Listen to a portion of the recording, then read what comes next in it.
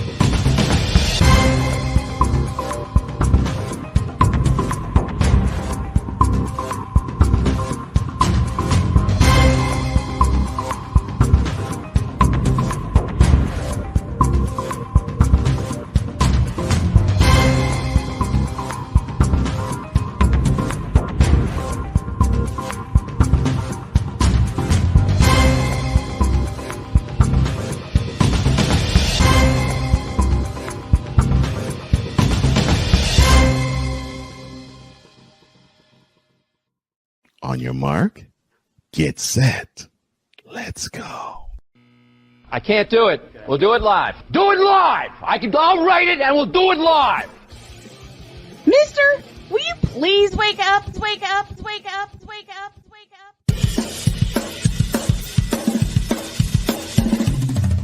Good morning. Kevin Durant, you should have left California.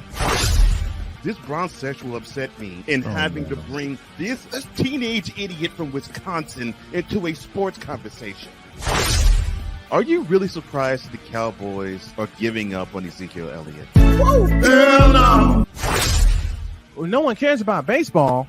Bitch, are you for real?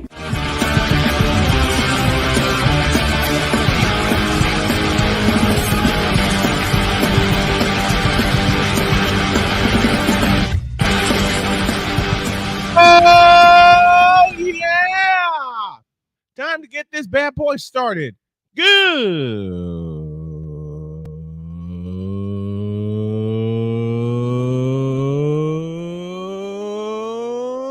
morning. Welcome to the Tripped Out Thursday edition of Snowman in the Morning. Glad to have y'all with us. We are presented by BetUS.com. In its 30th year, BetUS.com gives you all the numbers that you need, and they will match your deposit if you use the code Snowman on up to $125. 125% deposit on your first deposit. Log on to betus.com or call 800-79-BET-US. BetUS.com, where the game begins. And I got to start getting my reads back. All right, here we go with the whip around, presented by Fanatics.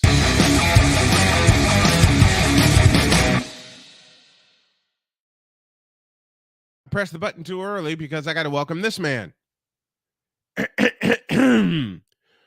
Now batting, the man who is ready for the New York Knicks season, number 420, Wize El Jefe, number 420. Oh, good morning. Already. Good morning, What's my going brother. on? How are you? I'm doing well. Working on some stuff. I am happy for you and Wize in the AM. I'm hooked on it. Oh man, I'm having a good time, man. I'm having a good time with that. And of course, if y'all haven't had a chance to check out the Stuck in My Mind podcast, I suggest that you do so because it brings some great guests, some great topics, and everything that you would want in a podcast. I am very proud of you with that, my man. Thank you. Listen, I'm just doing what I love to do, sharing content that to me is important, and having people come on, share their stories. Again, I don't know like how many times I got to talk about it, but it's to me when just the fact that when people respond and like today on Wize and AM, I had a friend of mine that I've known since high school, mm-hmm. and she was on commenting, and it was that interaction that just made me feel like, man, this is why I do it. Even if it's just one person, Yep. 20 people, 100 people, just the fact that people are watching and you can make an impact. So Yeah. And you had changed things up because you had always like taped your shows in advance, but then you went live and saw the interaction, and I have been a part of the interaction. I'm always going to be a part of the interaction. And then well, this is the show that encouraged me to do it. Like doing this show with you and Cole asked me, because listen, your audience participation here is phenomenal. The guys in the chat that are always coming through, Sick, Vic, Cool, Ryan, everybody that comes through, Latina who comes through.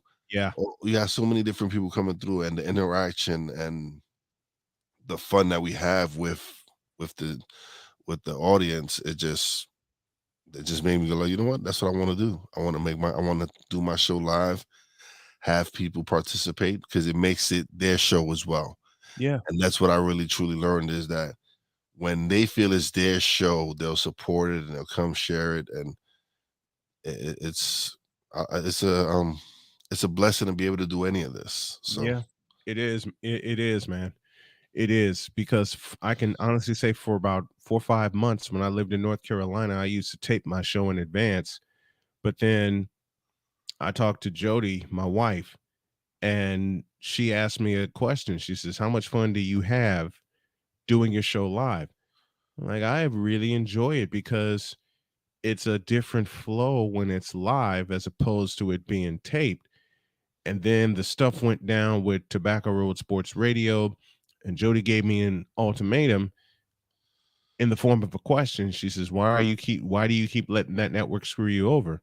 And that morning when she asked me that question before we drove to Tennessee, I pulled my show and told him I ain't coming back. And I haven't been back, and the growth has been phenomenal since then.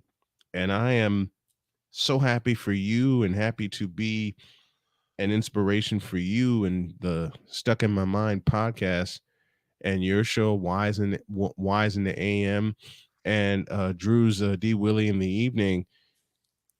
You know that he told me that in honor of me, y'all honor me, okay, and y'all do me much honor and are most kind when I hear statements like what you said, what encouraged you to do Stuck in My Mind live. It's just, I love having an impact on people, a positive impact.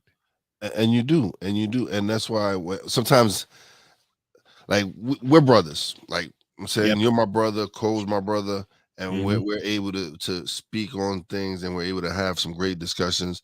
Yep. And when we feel like something is not working, we like, I don't mind people giving me feedback. I appreciate it. I welcome it. Yes. And I love that aspect of Mhm. it. And Mhm. so there's times that, listen, people just are going through struggles, or just aren't doing whatever they're supposed to do. But being the fact that we have this brotherhood where we actually hold each other accountable. Like if we see Yeah. something wrong, or not even if if just we feel like, damn, our brother's off, let me reach out to him, see how he's doing. Yeah. We have those relationships, and I'm like I said, I cherish, like when I did the show this morning, one of the things that always comes back to everything is networking and the Mhm. relationships you build, Mhm. and the people you connect with, because you start connecting with people who share a similar vision and all this other stuff, and just being able to connect everyone and work with everyone. I'm like, man, like this, Isn't that incredible? honestly, brother, this past year, Mhm.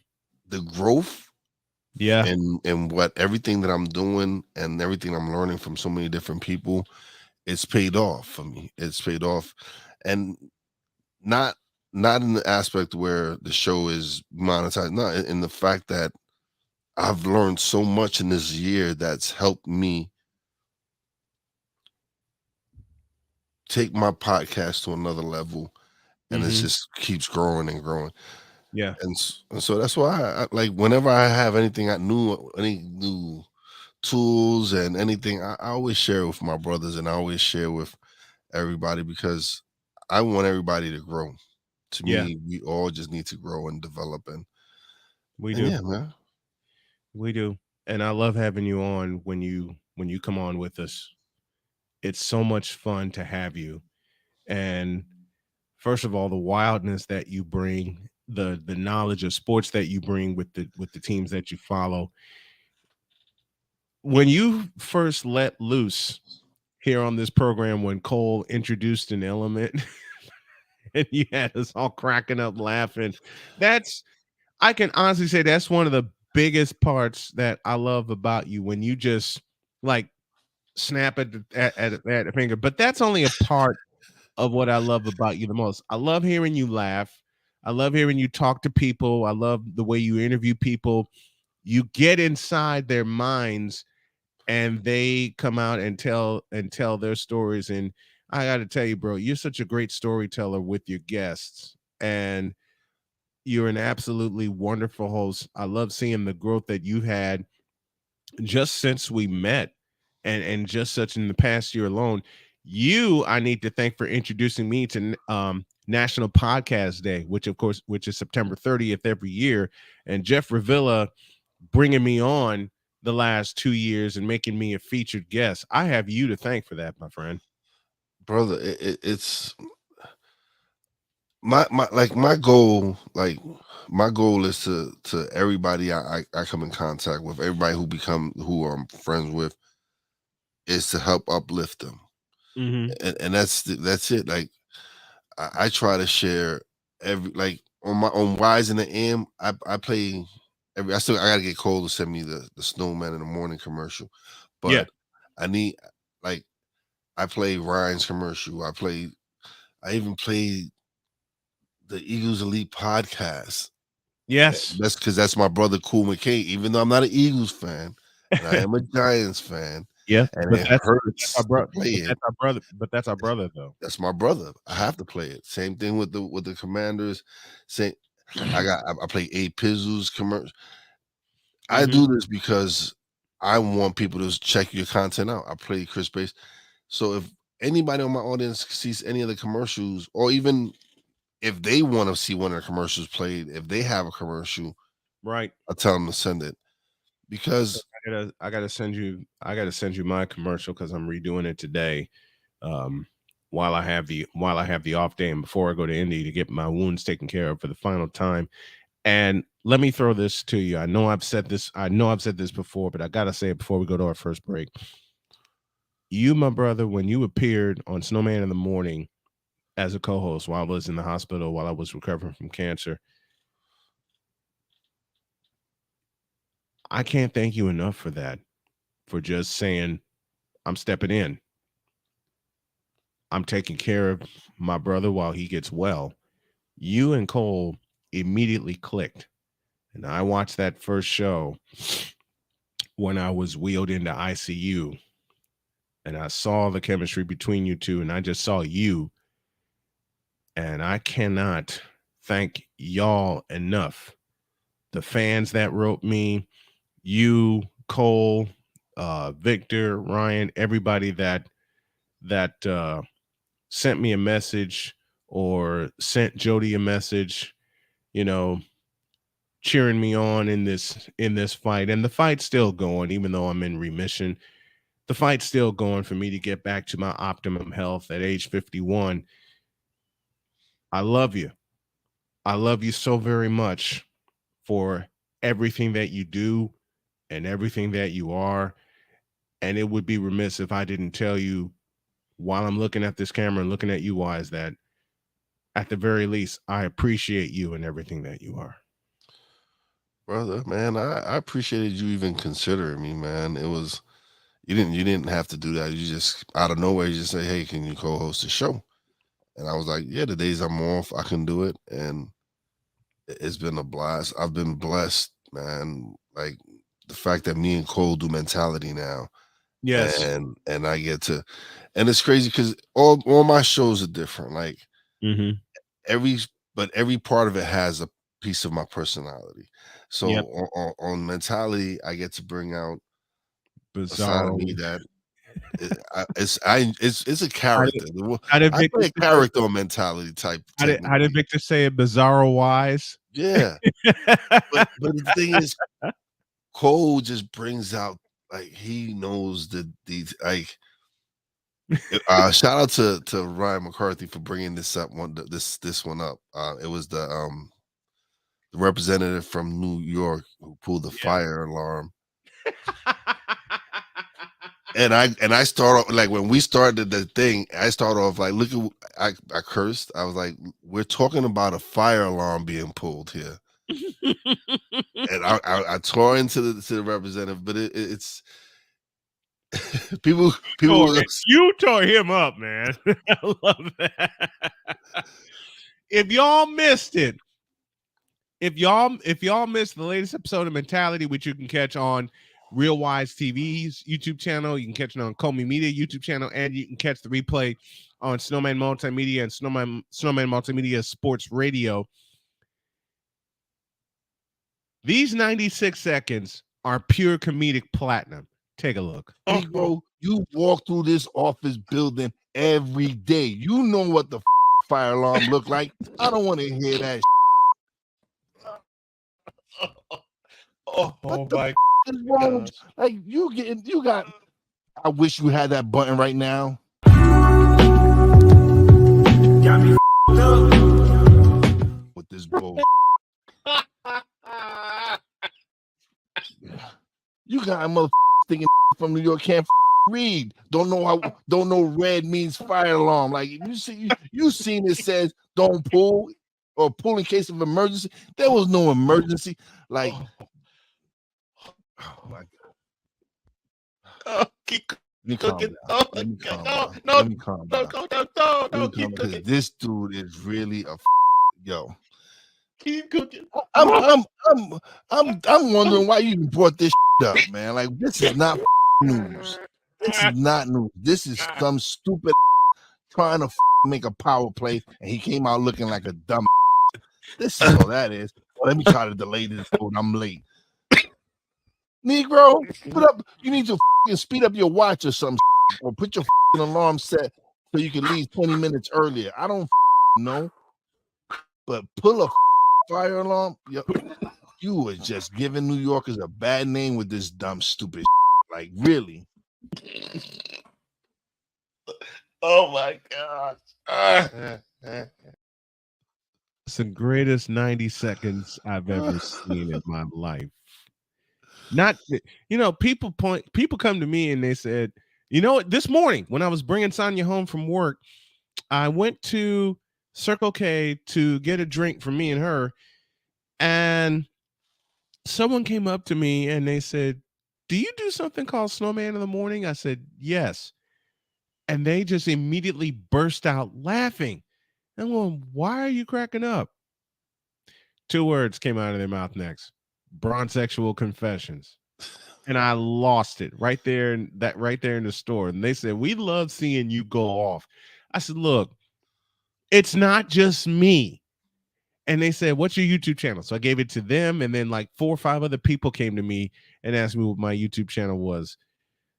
The connections, and you said it, Wize, the connections that you make, the people that you network with, you never know who's going to ask you, okay, what do you do? How can I tune in and things like that. But when he said that, I thought of all the good times that we have doing this show, and you, my friend, are a part of it. And I intend to keep my promise and make you a part of this 5 days a week. I intend to keep that promise because brother, believe me, I'm working towards. I'm trying to do Wize in the AM at 7 a.m. every morning. That's yes. That's the ultimate goal, is to have that show early in the morning because I want to inspire everybody. Every right. I want to come on and just. And my ultimate goal, as I told you 2 years ago, is to have you on 5 days a week. You have to be a part of this crew 5 days a week. You do Wize in the AM at 7, then you get a chance to rest, and then you gear up and come here. That's my from my heart and my soul, my brother, that is my goal for you, is to have you a permanent part of this crew, because I already feel that you are. And I always, if I'm not here live, I'm always in the chat. It's but it's when you're here with me, when you're in front of the camera and you're here with me, with me and Cole. We don't know what's going to happen, and I have to tell you, when you're here, that's the most beautiful part of it. When I have you and I don't know if Cole's gonna be too like Cole has a structure to this show. I kind of disrupt that. we always tend to go off the rails when I come on the show, man. But it's fun though. It is. But we're sports talk. We gotta talk some sports, man. We do, and we will. Tonight, 7 p.m., Diary of a Mad Snowman makes its YouTube debut. The chapter I'm going to give you is the story of my beautiful wife, Jody. Tune in, 7 p.m. tonight. We got to take a break. We got to catch our breath. The Astros are back in the series, and the Philadelphia Phillies are just rolling. All that and more. Snowman in the Morning continues with Wize El Jefe. Back after this.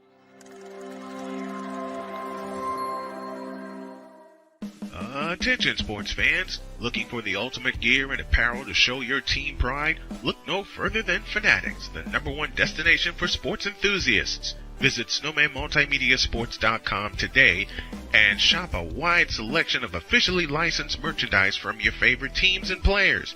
From jerseys to hats to accessories to collectibles, Fanatics has it all. Don't miss out on the chance to elevate your game day experience.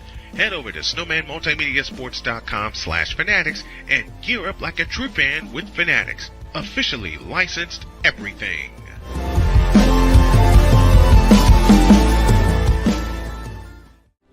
Are you ready to upgrade your coffee game? Prepare for an invasion of flavor with Invader Coffee. It's the caffeinated elixir that fuels champions, the blend that pushes boundaries. Whether you're battling deadlines or exploring uncharted territories, Invader Coffee has your back. Join the invasion at invadercoffee.com and taste the difference for yourself. Use the code SNOWMAN for 15% off your first order. Invader Coffee, veteran owned.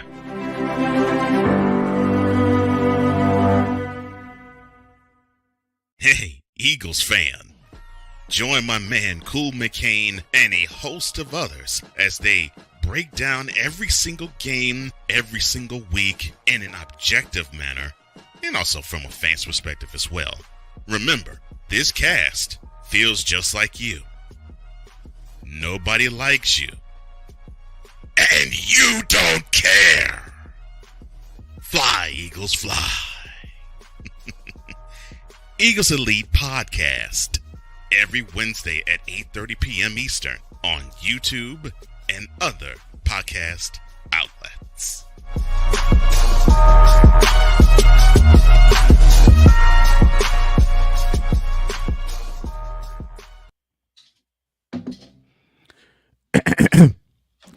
And now batting, the man who is looking like the Black Palpatine from Star Wars, number 420, Wize El Jefe.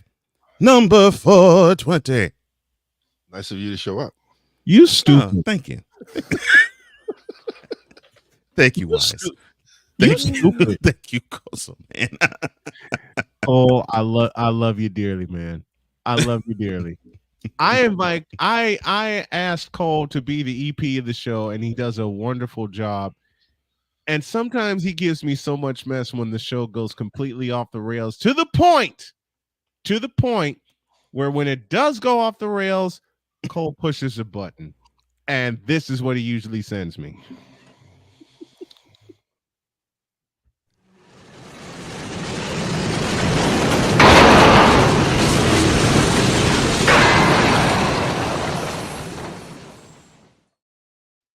Where the hell did you find that? You know, the show I was at that time, the show was just. Where did you find that? The show was just going left, and I was like, how can I? How can I find the proper image of how I think the show looks when it just goes left? And so I was like, okay, let me find train wrecks. So, so I happened to find that's a bullet train from Spain that fell off its tracks, and then I matched that video with the audio of, I think it was another train wreck that happened like in Delaware, where you actually heard things collide, and I'm like, oh, this is perfect. Combine the two, and that's how you have the off the rails element. So today I made an element for a segment coming up on Papi J and Wize. Oh no, Lord! Oh no! I can't wait to see it. I gotta see that. I can't wait to see it. Oh my gosh! But it's a subject that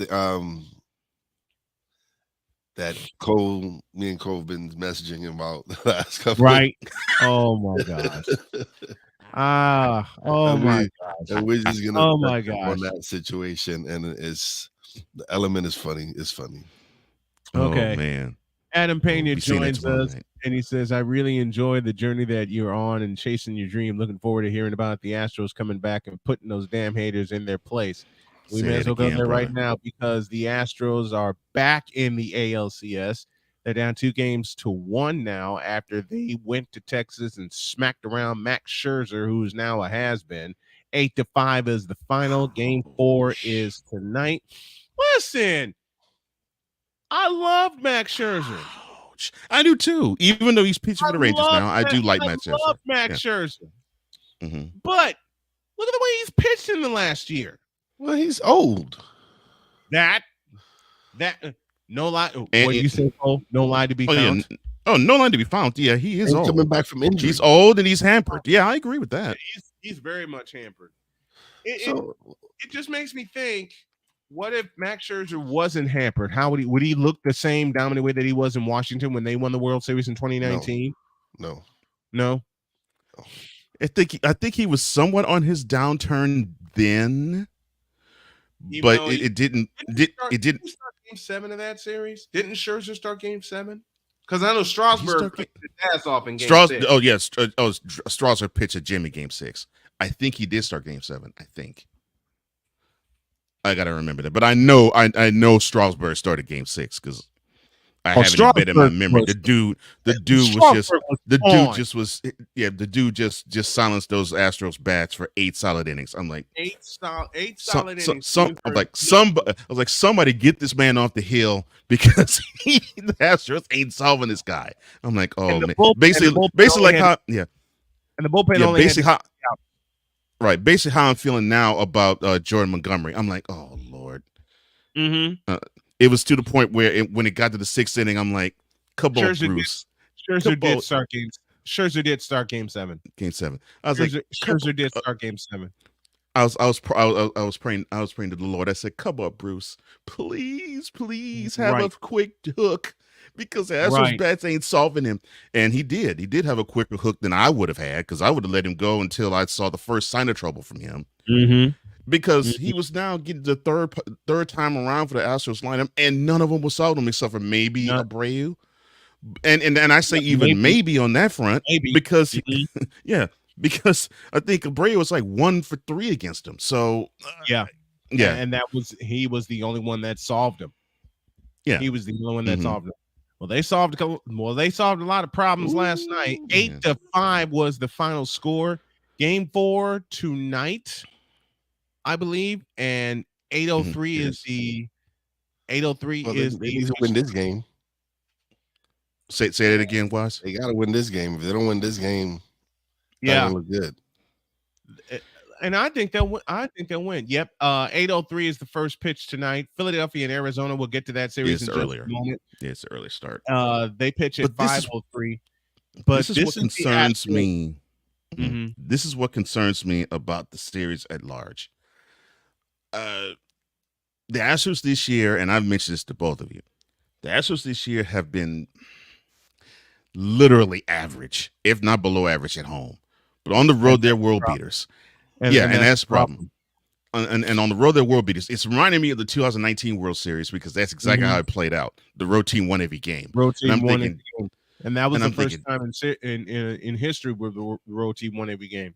And I'm seeing it almost unfold that way because I'm thinking, okay, if the Astros can actually not press at home and feel loose and fancy free like they do somehow when they get to Arlington, I would like their chances better.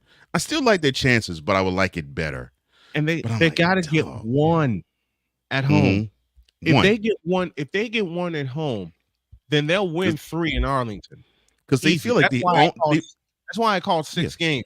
Because they feel like they own the Rangers in Arlington for whatever reason. I'm like, doggone, man. Wow. Jose Urquidy will go for the Astros tonight. He's 1-0 in the postseason. Andrew Heaney, the lefty, 6'2", 200, age 32, will go for Texas tonight. That's at 8:20. That's at 8:03 in Arlington. They're world beaters in Arlington. They gotta get one at the juice box at Minute Maid Park. If they get one, okay. Best case scenario, Astros tie this series tonight in Arlington. If they snatch game 5 at home, then they'll win game 6 with no problem. And here's the problem about that. So if the rotations work the way that I believe they're going to work, then that means we're going to have Verlander on the hill for the Astros and Montgomery on the hill for the Rangers. And Montgomery pitched his ass off. And Verlander pitched a really good game, though. But as good as Verlander was, Montgomery was absolutely spectacular. And then you got Nathan Eovaldi after that. Eovaldi's been pitching well. Yeah. But saying if the series is 3-2, then they go back to Houston, and Eovaldi, who the Astros couldn't lay a finger on as well, he starts game 6 against Framber Valdez, who everybody's laying fingers on. Everybody laid a finger on Framber Valdez. To the National League Championship Series, that's 2-0 Philadelphia. They go to Arizona tonight. 5:07 is the pitch time at Chase Field. Ranger Suarez goes for the defending National League champions. Brandon Pfaadt will go for Arizona. And I will say this aloud. I said this to JJ, who's in the chat with us, and I said this to everybody within earshot. Arizona has no chance in this series. None. Because the Philadelphia Phillies, just like last year, but they did it earlier, have caught fire. They're on a huge roll. They have caught fire. And here is the point. Here's the thing with Philadelphia. And Cole, you said this to me. I've had the season to think about it. If it's the Phillies and the Astros again, Philadelphia will get them. Because I think they do. They had no business, and I want to look at this from a psychological standpoint. They had no business, none whatsoever, getting to the World Series last year. Everybody was counting on the Dodgers. Everybody was counting on San Diego. And everybody was counting on Atlanta. On the Braves, too. They were counting on Atlanta. And to a point, they were counting on St. Louis, who got in via the wild card round. Well, and Philadelphia kicked all their asses. Well, you gotta look at what Zach Wheeler's doing. Zach Wheeler is the ace, the Mets ace of that staff, and he's doing it now in a point of his career where who expected any of this from Zach Wheeler? Like the Mets just got rid of him. Yep, and he's become the ace of the staff. He became a throwaway, and now he's the ace of the staff. Oh, you know who that reminds me of? Jose Contreras, because the Yankees were so high on Jose Contreras, and he hadn't figured out how to pitch. And I mean that purely from a fundamental standpoint. He had great stuff when he was with the Yankees. He had great stuff, but didn't know how to use it. So they trade him to the White Sox, and they get I can't think of his name. White Sox starter, 2003 All-Star game. I'm blanking on his name right now. Well, they get him and a few prospects. Don Cooper gets a hold of Jose Contreras, and the next thing you know, Jose Contreras has a forkball that wiped everybody out.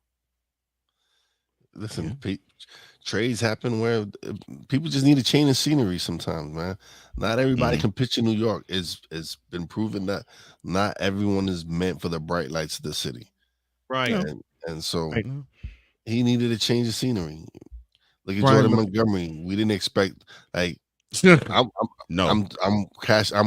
wondering the same thing. Why would we trade one of our only lefties for an often injured player? Made no sense. They didn't, but they didn't see this in him. Otherwise, he would still be a Yankee. They didn't see this in him. The pitcher I was trying to think of that pitched with the White Sox that started the All-Star game in 2003, Esteban Loaiza. Yeah, they didn't see that in him. Esteban Loaiza. Just like the Mets didn't see that in Wheeler. They didn't see that in Montgomery. Yankees didn't see this in Montgomery. Yeah, they traded a young pitching prospect for, as you said, Wize, an off-injured player, and he's very oft-injured. And yeah, and now we had just mentioned the basically to me the two best pitchers in the playoffs, Zach Wheeler and Jordan Montgomery. And to me, there isn't another pitcher that comes close to those two so far in the playoffs. Nobody comes close. Yeah. Let's take a break, and when y'all get back, we got some more stuff. And James Sharman Harden is at it again, and we get to rip him to shreds. And those of you in the chat, hang on for the ride. Snowman in the morning with Cole Johnson and Wize El Jefe. Back in a minute.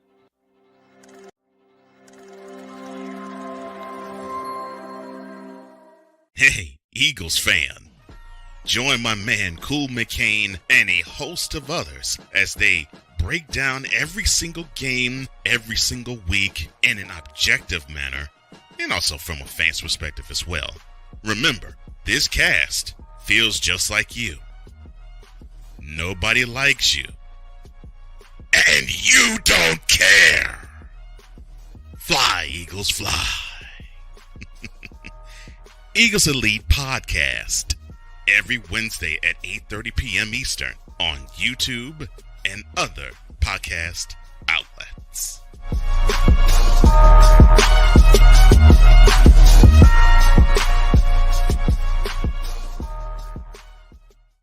Everything Boston. I love you morons. New Kids from the Block, New Edition, Dear whatever the law firm is. Sincerely, the U.S. Supreme Court. Ben Affleck, Matt Damon. Go yourself again, Jason Whitlock.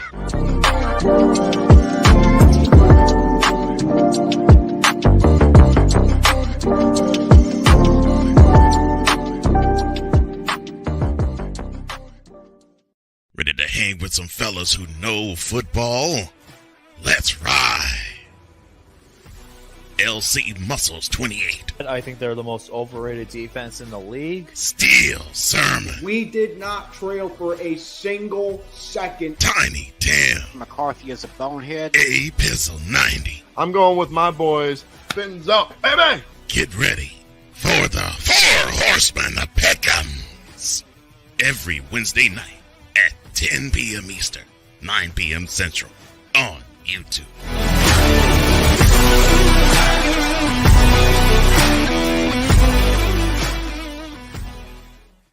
Papi J. You got the option to cry for the government. You got the option to protest. You got the option to keep buying. But this is also an option. Wize El Jefe. We're the first tech geeks. We're the first gamers. We're the first everything. Everything. Like Gen X's, we are the ones. BS3 Network proudly presents the crew from the New York boroughs who never wants that smoke. Nah, they want that fire.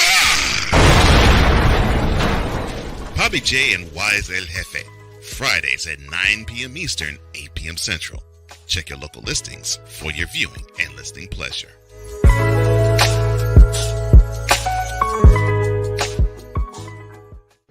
Mister?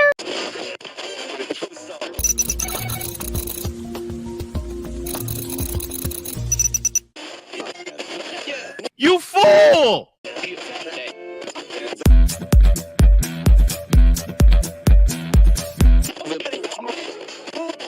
Give me this. Give me this. Give me this. Give me this. Give me this camera.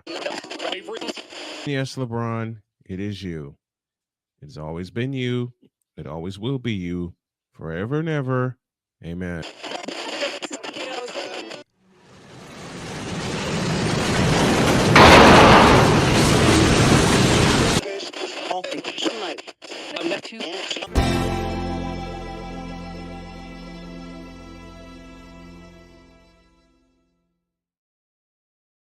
I remember taking that picture at my mother-in-law's house, right? My in-laws. When I was in there, when I was in that temporary office before we moved to where we are right now. 43 after the hour. Cole Johnson here. Wize El Jefe here as well.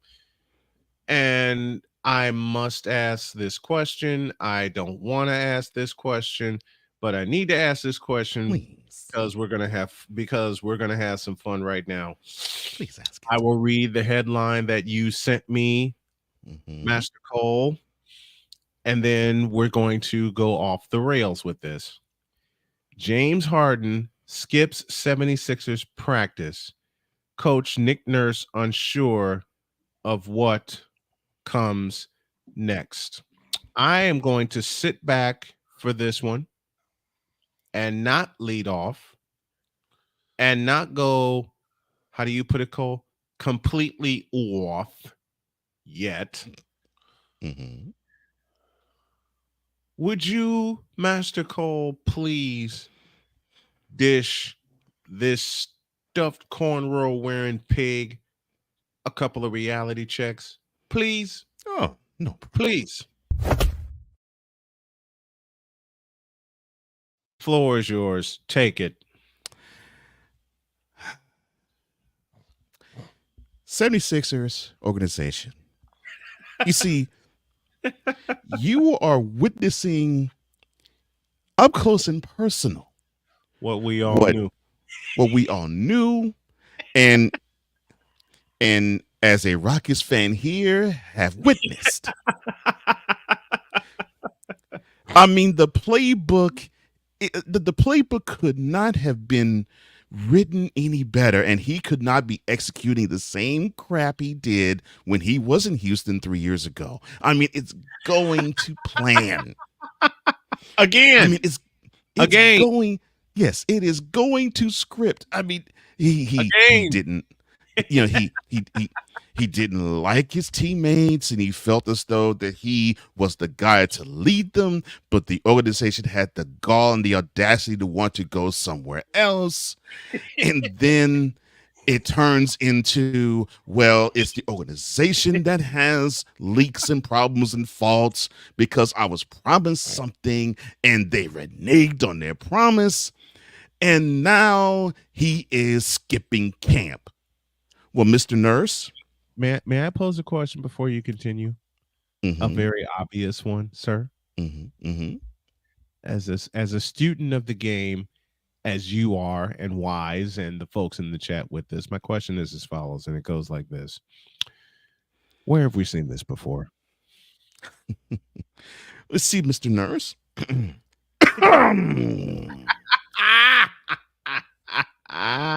You are now on step 4 of what James Harden deems the Negro that needs to get out of his situation.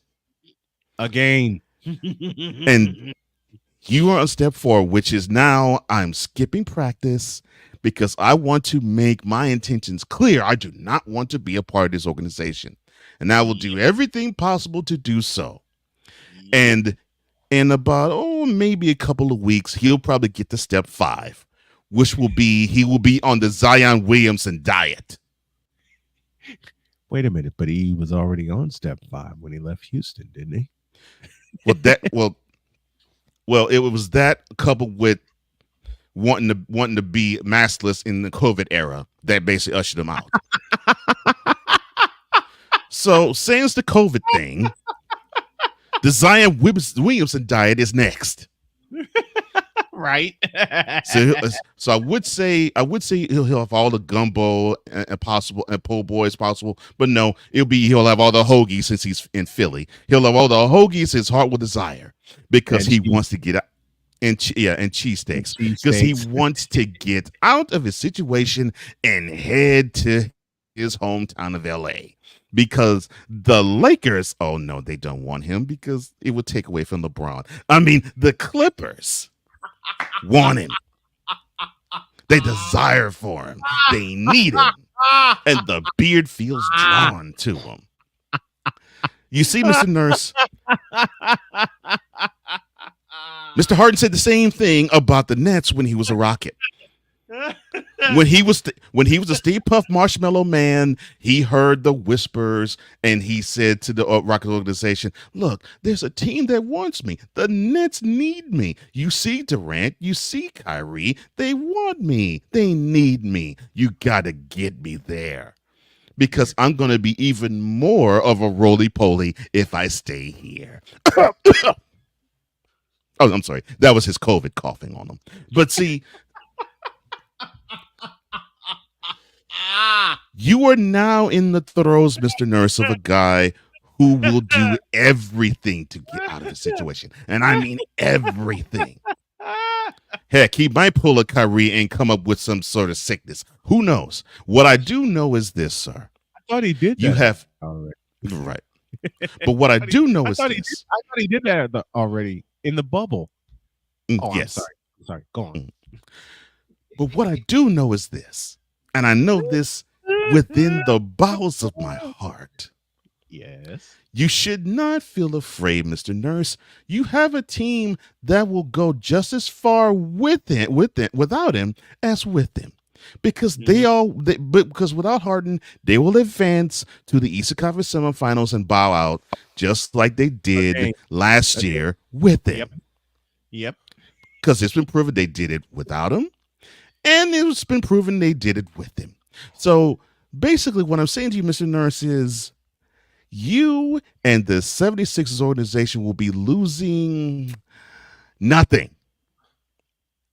But I get why you got to hold on to him now, because you got to find the right deal, and that's where Daryl Morey comes into play. Yeah. And this is what makes it even funnier, Mr. Nurse, because Daryl Morey and James Harden, they were like the odd couple. I mean, you were hearing, let me only tell you about my best friend. That's who they were. The two of them for years on end. But all of a sudden, when he couldn't get his way, Mr. Harden with his beard was like, I can't stand that man that coward to China. I can't stand him. I can't trust him. Now you're seeing the petulant child that is a 34-year-old right before your very eyes, because we saw this in Houston 3 years ago, and we witnessed a little bit of that in Brooklyn a year and a half ago. So don't fret, sir. Yes. So don't fret, sir. This is James Harden's MO. And you will have a team that will return to normal. And you can trust the process again to the point when we get to middle of May, when we get past Mother's Day, then we will say goodbye to your team, because your team just doesn't have the guts to advance past the conference semifinals. But hey, they don't have the guts to advance past the conference semifinals with the beard. So you won't be losing anything. Guaranteed. You'll be thanking your lucky stars that he'll be gone from the team. And you should be thanking your lucky stars that he is not poisoning your team and skipping practice. He can go on to LA, or he can go on to China, where he said that he'll be glad to play there. And he can score 60 points and pull down 10 boards and give you 10 dimes and give you this wonderful display of basketball acumen until when it really counts, and then he'll disappear quicker than Houdini. Be happy he is not on your squad. Be happy he's not in your practice, because he'll ruin it. Because he ruined the Nets. He had a good hand in ruining the Nets, and he definitely ruined the Rockets for years to come. To the point where your organization tried to trade him back there, and the Rockets were like, no way. That's how bad. I'll make a small interjection here. The supposed trade back to Houston was met with hell no, to the no, no, no, hell to the no, hell to the no.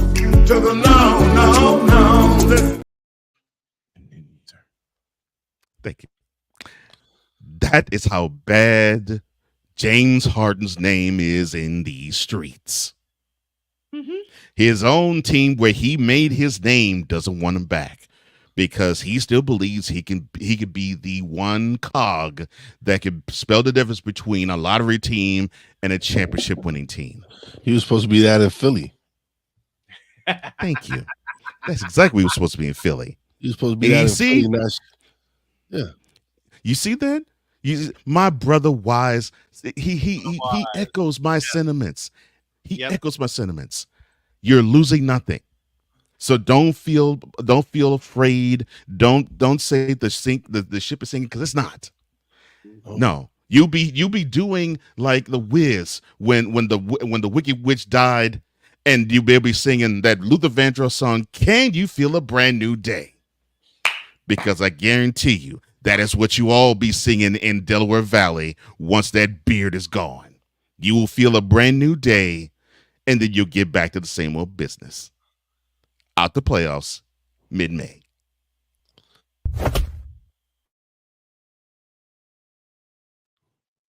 Now, my turn. Hit it.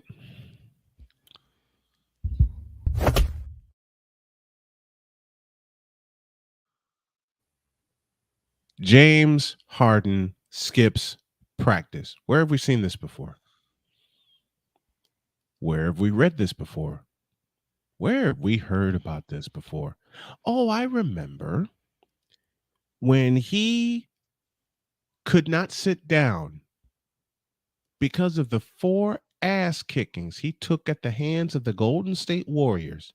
And he was supposed to be the missing piece in Houston. He was supposed to be the missing piece in Brooklyn. He was supposed to be the missing piece in Philadelphia. He arrived in the city of brotherly love. My comment to my brothers was as follows. Quote. Well, there goes Joel Embiid's chances of winning an MVP. Close quote. Except he did win it last year. MVP. Yeah. I'll comment on that at a later time. Mm-hmm. You're better off saying there goes Joel Embiid's chance at winning a title. I agree with that. Joel Embiid never had a chance to win a title because he has. I agree with that. He's got the wrong teammates around him. He'll never, ever, ever win a title, especially with Sharman Harden in tow, because Sharman Harden loves hogging the ball, loves hogging the team, and when he doesn't get his way, as we saw in OKC, as we saw in Houston, as we saw in Brooklyn, and as we're now seeing in Philadelphia. Well, they had the piece. They had the piece in Jimmy Butler. They let him go. And there you go. And like the stupid organization that they've been, they screwed up the process by letting Jimmy Butler go. Chef's kiss to you, Wize, on that. Yes. Thank you, Wize. Yes. If Jimmy Butler had remained in Philadelphia and they had worked out a deal, they'd be swimming in titles right now, period. And I pluralize that word. Jimmy Butler was a missing piece, and they let him go. Now, James Harden is supposedly the missing piece, and by mid-May, before or after Mother's Day, they're sitting at home watching the rest of the playoffs where they belong. Period. James Harden, you're a fraud. James Harden, you're a failure. James Harden, you've ruined the basketball like a certain player that I ripped on yesterday. You flop so much a fish would be unhappy with your performances. And the one year, I almost thank you for that. And the 1 year, James Harden, let me get to this. The 1 year that you averaged almost 37 points a game. I've had so many people come to me, message me, and Cole and Victor saying, look, James Harden averaged 37 points a game. Okay. There are two problems with that. Number one, the other person that averaged 37 points a game that they compared him to, Michael Jeffrey Jordan, the greatest player of all time, did it by taking only 12 3-point field goals. And the second thing, Michael Jordan, along with Kareem Abdul-Jabbar, James Worthy, Scottie Pippen, Isaiah Thomas, Joe Dumars, Bill Laimbeer, James Edwards, Tom Chambers, Xavier McDaniel. Oh, I'm sorry. The list is too long. They all do something James Harden has never done in his career. Play defense. In the immortal words of Robert Montgomery Knight. Play defense. When James Harden decides to get off of his fat ass and actually act like a human being and actually act like a basketball player and actually care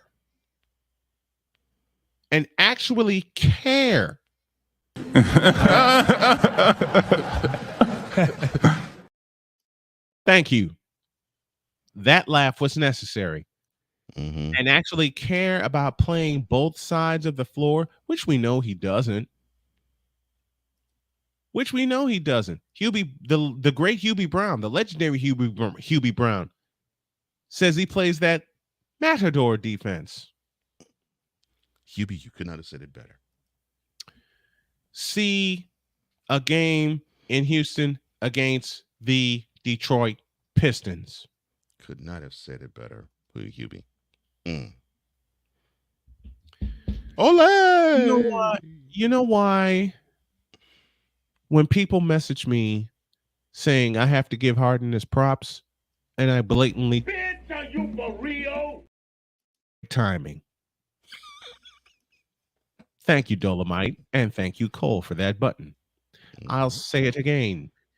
When these Harden nights, and I'm bringing back that element, when these Harden nights attack me in droves, and it ain't much of an attack because they don't have any evidence and they don't watch basketball, saying he can be the missing piece for any team, Dolomite, Bitch, please.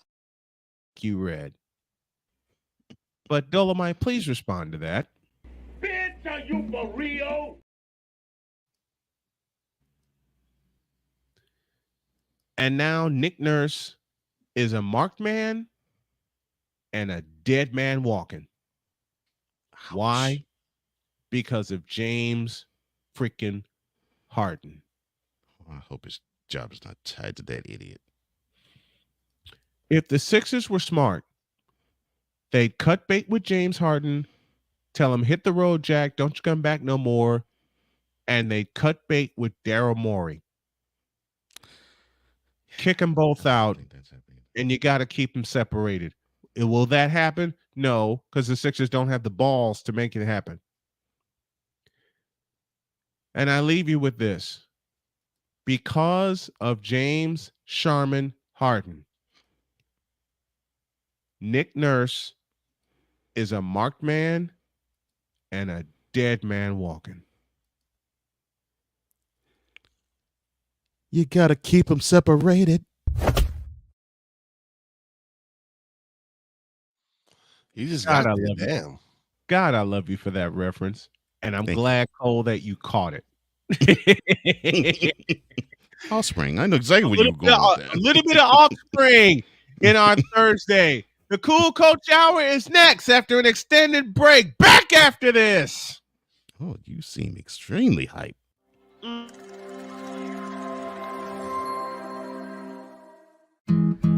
Where did the time go? I don't know how I got here. You've done the hard part. You quit smoking. Now do the easy part and get scanned for lung cancer. If you smoked, you may still be at risk, but early detection could save your life. Talk to your doctor and learn more at savedbythescan.org. If you talk, they will hear you. We all want our kids to grow up safe and healthy, so we show them how. And we tell them with honest conversations that let them know what we expect. Not just one time, but every chance we get. That's especially important when it comes to alcohol and other drugs. Kids not only need to know the dangers and how to avoid them, they need to hear it often from you. And when it comes to pain medications, opioids, they need to know that they should never be taken without a prescription and never shared with friends or family. It's dangerous and illegal. So talk with your kids and guide them through the challenges of growing up safe and healthy. Because when you talk, they hear you. For more information about talking with your kids about underage use of alcohol and other drugs, visit underagedrinking.samhsa.gov. So talk back here. You can do it if you try.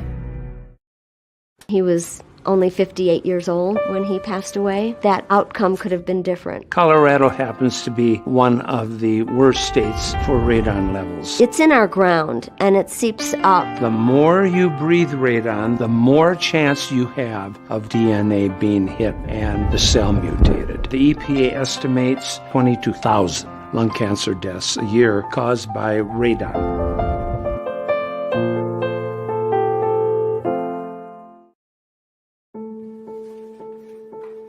We all make choices. When it comes to alcohol, kids make choices whether to drink or not. Bye, Dad. Bye-bye. Remember, I'm going to Alex's party tonight and sleeping over. Have fun. Hey, have a seat for a second. Remind me about that party again? Alex is just... And adults make choices whether to talk about it. That's true of parents and every other trusted adult in a kid's life. Kids want to know our expectations when it comes to alcohol and other drugs. They want guidance and honest answers to their questions. And it makes a difference when the message is consistent and part of everyday conversations. So talk with your kids and help lead them on a positive path. Because when you talk, they hear you. For more information about talking with your kids about underage use of alcohol and other drugs, visit underagedrinking.samhsa.gov.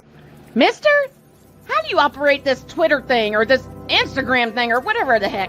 You're supposed to know all this stuff. Anyway, welcome back to the show.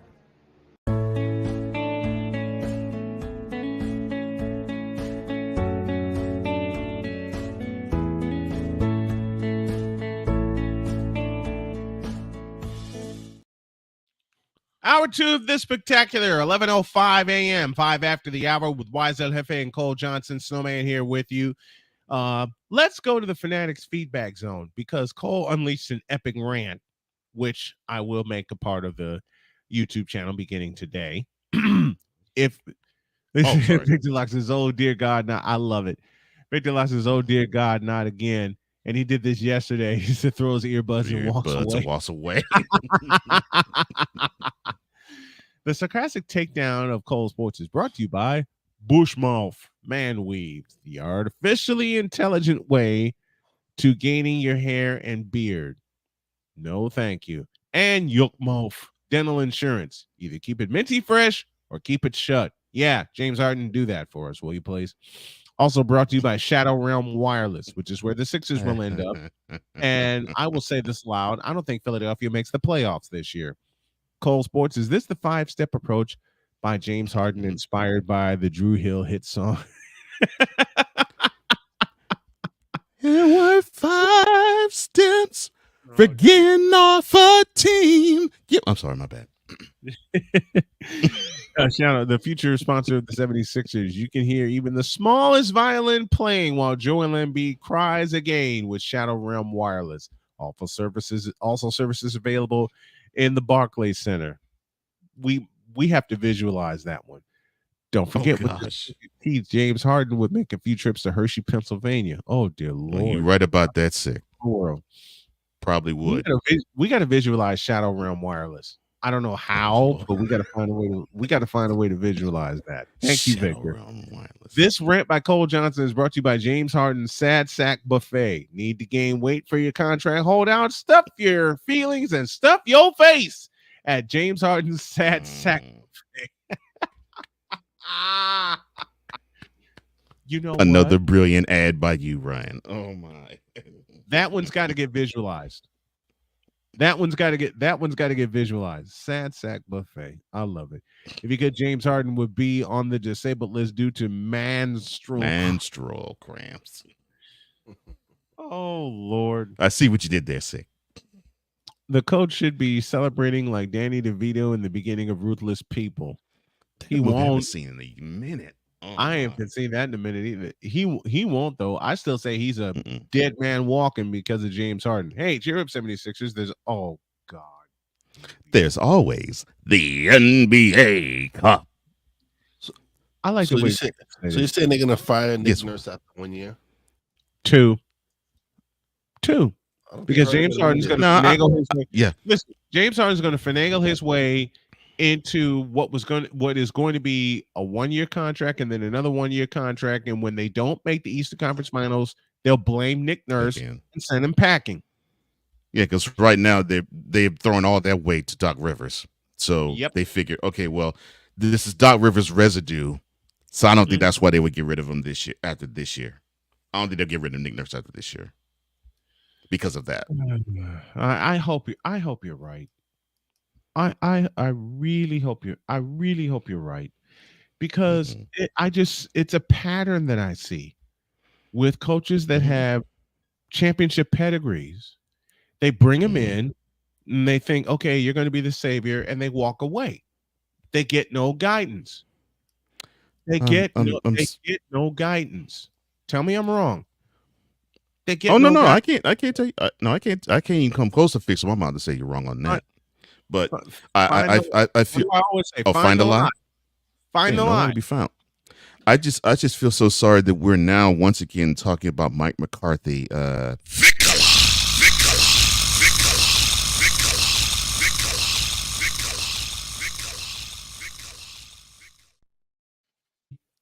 The 76ers. Oh, I'm so sorry. I thought we were talking about the Cowboys again. I'm sorry. Let's bring in the coach, please. Let's bring in the coach. Why? Did I lie? That's what I thought. No lie to.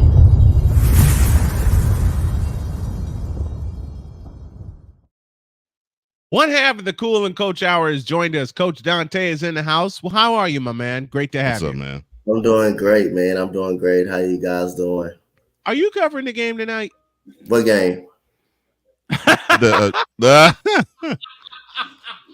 Well, yeah. Which one? The Jaguars Saints or game 4 the ALCS? I don't know which one of them I'm covering, but I'm definitely be tuning in to watch them. Oh, I'm sure.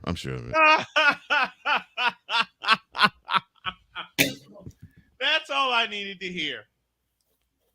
That made my day right there. Are you covering the game tonight? Dante says, what game? What game? Because he's all about that action. The Jaguars and the Saints tonight in the Superdome, and the Jaguars are going to. That's the start of Week 7, and the Jaguars are trying to prolong their winning streak, but there's a problem. Trevor Lawrence is very hobbled. Yeah, it's gimpy. Yep. Yeah. Trevor Lawrence is very hobbled. Yeah, that win against the Colts is a bit on the costly side. Yeah. Mm-hmm. All right, so the Saints and of course, Coach, you actually got a chance to see them Sunday.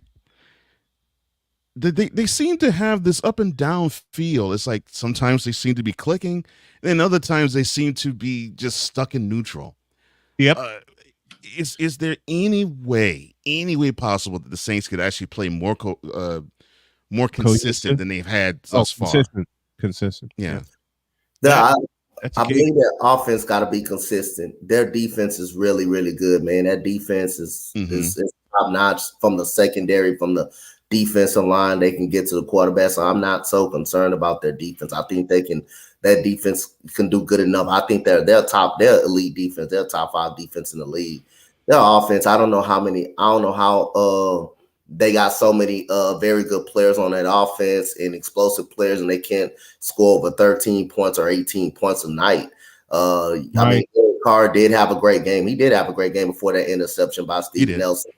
But that He did. interception, he threw that interception on trying to make a play, giving his receivers on trying to make a play. And give credit to Coach D'Amico Ryans. He did something he didn't do against Atlanta. Pressure Derek Carr and make his cornerbacks make a play. He didn't do that versus Atlanta. He stayed more in the soft zone, and that's how Atlanta went down there and got the field goal. So that's one thing he did against the New Orleans Saints. Put pressure on Derek Carr. Hey, make them cornerbacks get on the island, and you got good enough cornerbacks to play on the island by themselves. That's how good Steven Nelson been. And Shaquille Griffin and Stingley Ben when you trust them to play. So he finally gave the secondary time, the time of the secondary. But Raheem Shaheem is really good, dude. That dude is really good. He's explosive. He's fast. Chris Olave turning into one of the best route runners in the game. Foster Monroe is not a bad tight end. Foster Monroe is not a bad tight end. Man, you got Taysom Hill who can do everything. So I don't understand the inconsistency of the offensive side of the ball, man. Of the offensive side of the ball. I think that's the only problem for the Saints. Their defense is top notch. They're going to give the Jaguars problems. That defensive line, Cameron Jordan, and all of those guys, they're going to give the offense some problems. Jaguars offense some problems. But other than that, that offense is not really that good. That offense is not good at all. They got talent on the offensive side, and they struggle to score 13 to 18 points a night. I don't understand that. They're not as creative that they should be on the offensive side of the ball. Plus, it don't help you when your field goal kicker can't make a 29-yard field goal. That don't help you either. Yep. I think it's the offensive side of the ball. Got to get better. Yeah, I agree. I agree. There's the second half to the Cool and Coach Hour. Let's bring him in.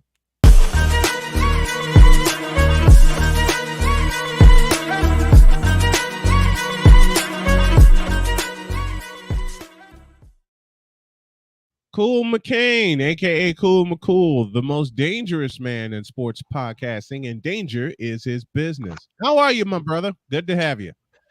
I am good. Oh, so by the way, kick-ass episode of Eagles. Mr. Snow, you weren't here last week? I appreciate it. So I want to get something out the way with you, Mr. Snow, since you weren't here last week. Since this summer, your fan base has been chirping, acting like Cowboys fans. So guess what?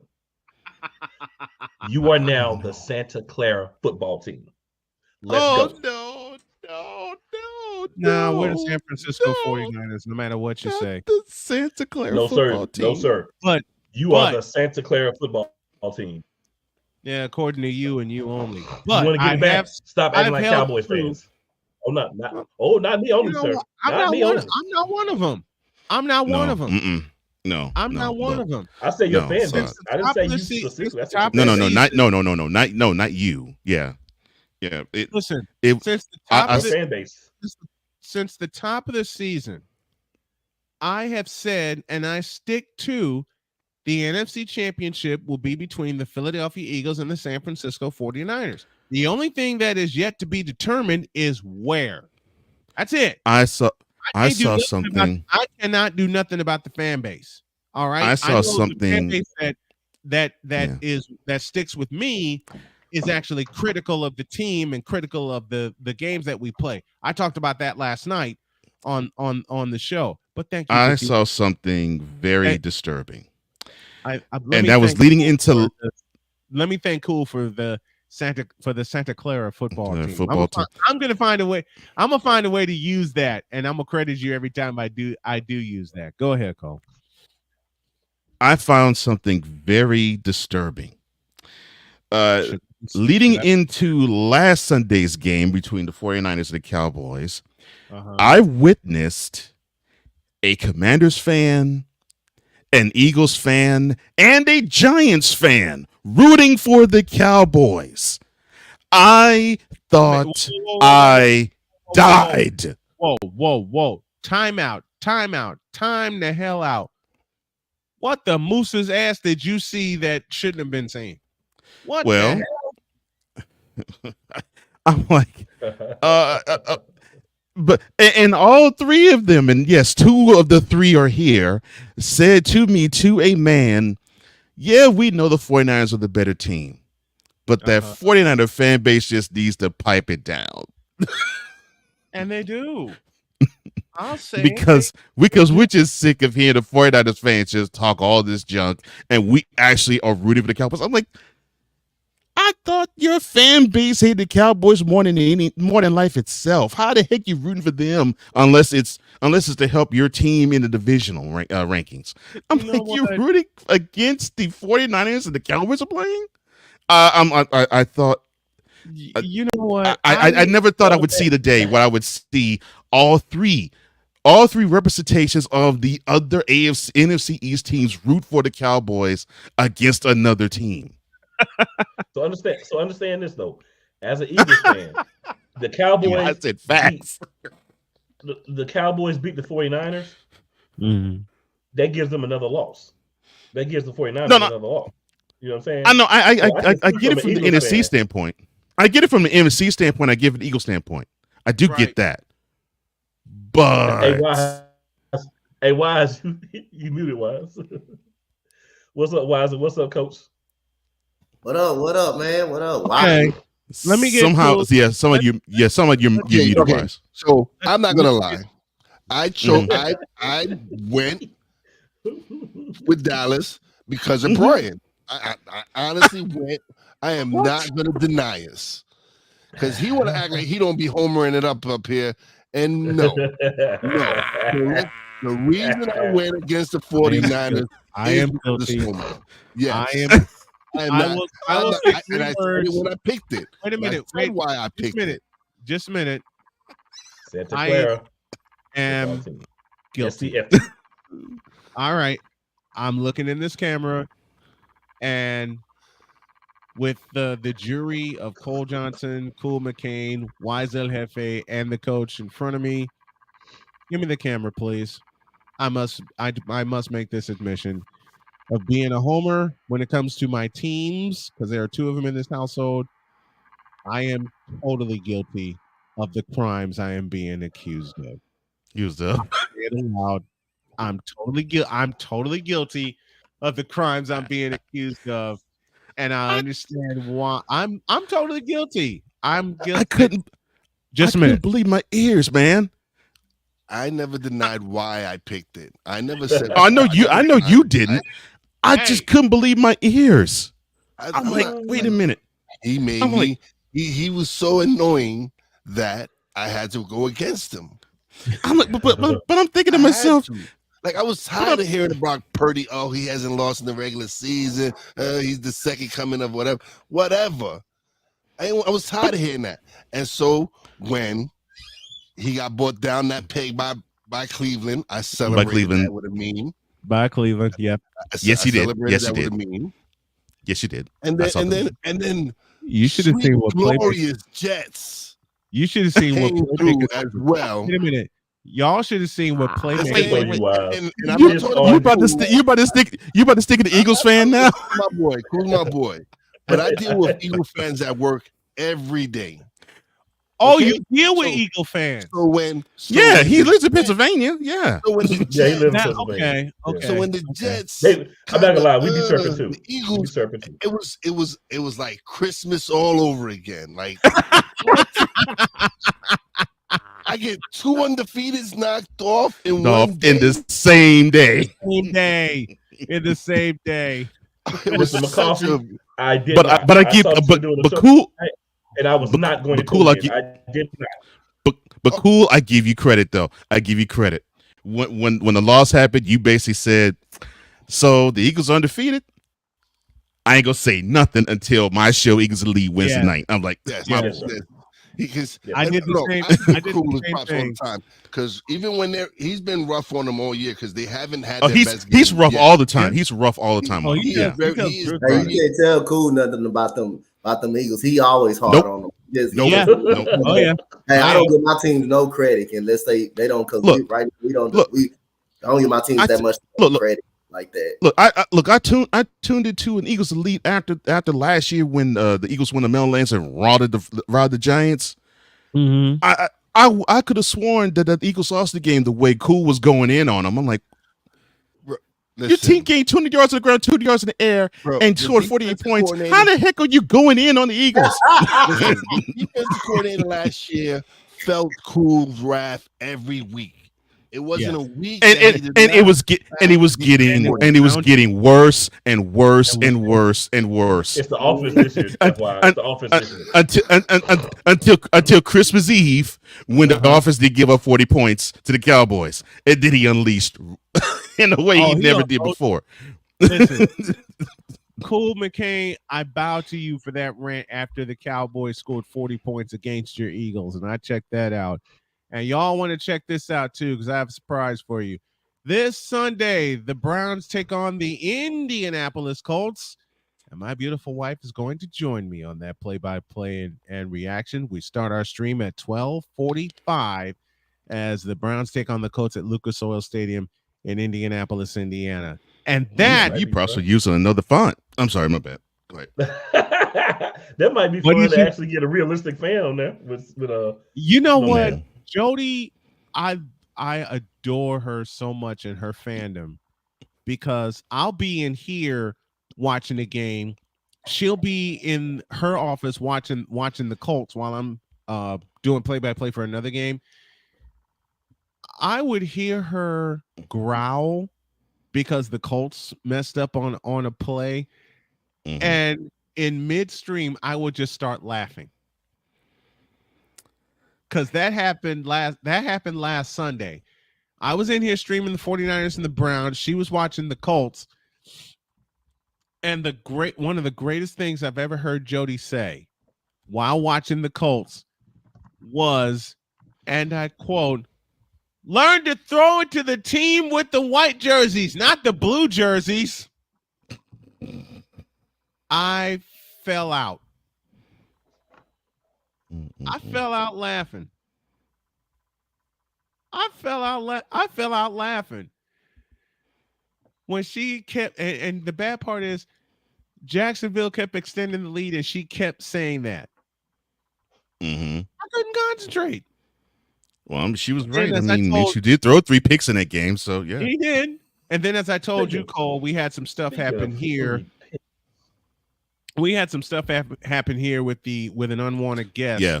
And yeah, I had to suddenly probably ended your broadcast. Mm-hmm. I've never been that abrupt in ending my broadcast without explaining what's going on.